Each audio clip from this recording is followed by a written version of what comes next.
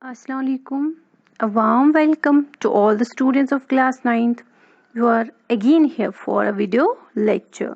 Hope for your good health. Today we will start U3. Let us move towards the poem on killing a tree. It is on your course book on page 70. This poem on killing a tree written by Giv Patel. Giv Patel, born in 1940, is an important presence in the history of modern Indian poetry in English. He is a poet, playwright, and painter, as well as a doctor by profession. So, if you want to read more about him, you can see or read it from your book on page 70. Now, if we see first what a poem is about. On Killing a Tree is a sensitive poem. The poet persuades the reader not to destroy trees and equates it with killing a human being.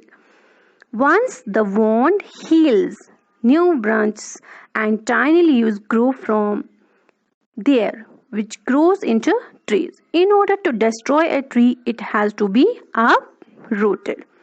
This is what the poem is about. Now, let us move towards our poem. There are 4 stanzas in the poem, and by stanza wise we are going to read it. If we look at the first stanza of the poem, it takes much time to kill a tree, not a simple jab of knife will do it. It has grown, slowly consuming the earth, rising out of it, feeding upon its crest, absorbing years of sunlight, air and water, and out of its leprous side sprouting leaves. This is the first stanza I have read. Now I am going to explain the first stanza to you all. Killing a tree is a tough job. So if we have to kill a tree, it is very tough job. It is not a simple job which can be done by a simple strike of knife. A tree has been considered ironically as enemy of human beings. The tree slowly consumes earth. It uses earth's resources. It is fed by those resources on Earth's crust. It rises or it grows by consuming air, sunlight, water for years. By consuming Earth's resources, leaves have grown from its leprous like bark. Leaves grow from its bark. This is the first stanza I have explained. Now move towards the second stanza. So hack and chop by this alone won't do it. Not so much pain will do it. The bleeding bark will heal, and from closed ground will really rise curled green twigs, miniature boughs, which if unchecked will expand again to form a size. So in this stanza the poet says, so much effort is needed to kill a tree. It is needed to be hacked and chopped. It cannot be done by so much pain that will be caused to tree. The bleeding bark of a tree will heal one day. From ground the curled green twigs, miniature boughs, that means the twisted and small branches will rise again, if not cut. If not cut properly, it is needed to be uprooted properly.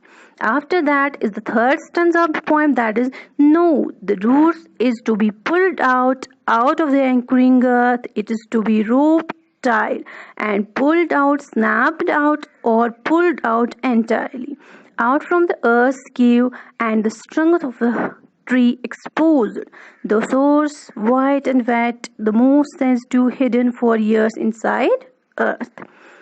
Now in this stanza the poet says, not that also means cutting of small branches will also not be enough. It will not be enough to cut the small branches.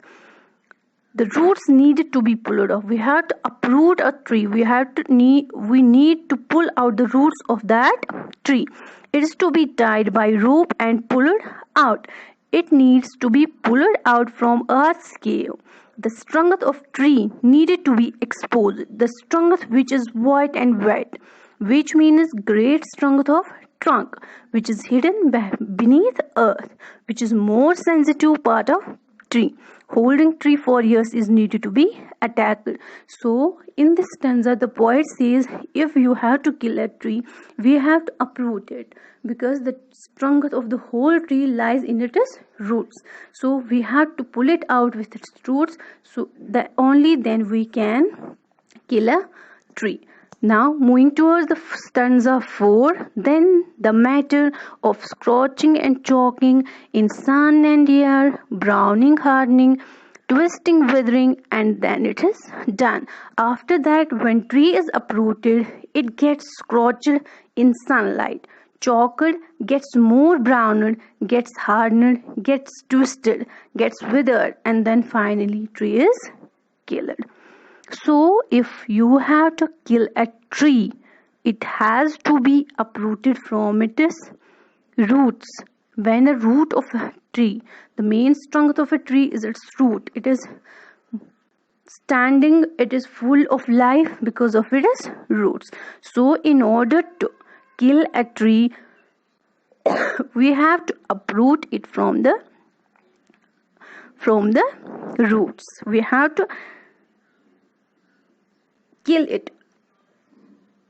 When we pull it out with its roots, then it will wither, it will dry up, and it will automatically die.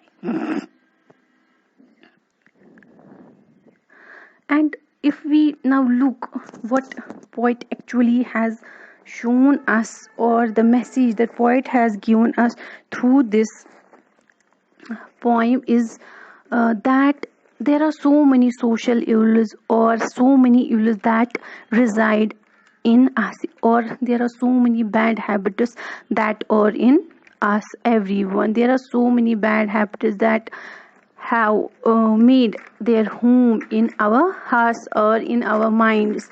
So poet actually wants to convey us a message through this poem, that if there is an evil in us, or there is any bad habit is in us, or there are any social evils in our society, we cannot take out them from our hearts completely, as we cannot, as shown in the poem, that we cannot cut the tree by its stem until its roots will not be out, it will grow again. The poem now gives us the message that poet used a tree as a symbol of deep rooted evil. In order to kill a tree, it has to be pulled out, already told by me, with its roots. Similarly, to kill an evil or any bad habit, it has to be uprooted from its source. A cutted or a chopped tree can sprout again, it can grow again. Similarly, a half buried evil can spring up again. So if there is any evil in us, maybe that evil will be very small or bigger evils. They cannot be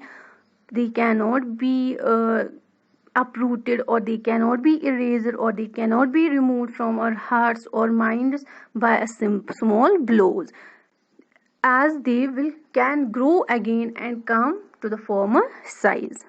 If we cut the tree from the stem, it can grow again. In the similar way, if evil cannot be removed from the source, it will grow again in us.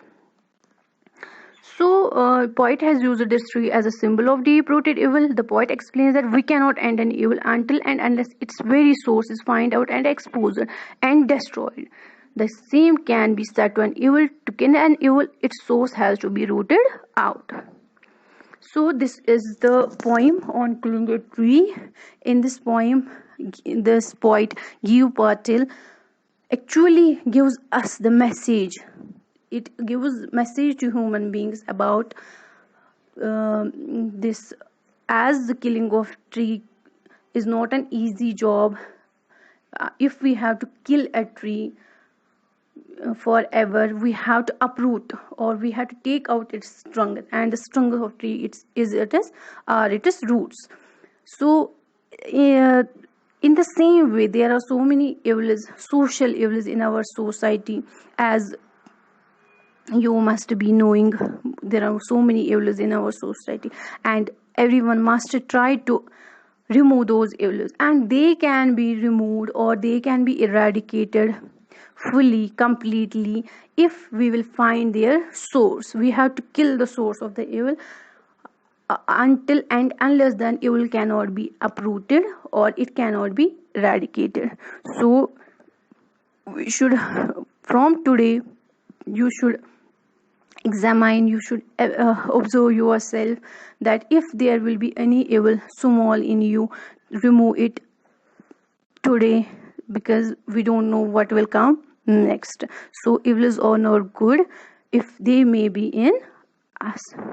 So we should always remain away from the evil, and if there will be any evil is in us, we should try to find the source and eradicate that evil. So this was the poem on killing a tree by Giyu Patil. You will also read it by yourself. There's a glossary given on page 72. You will read and learn them all. And also, if there will be any problem, you can comment me in the Google Classroom. Thank you. Have a good day.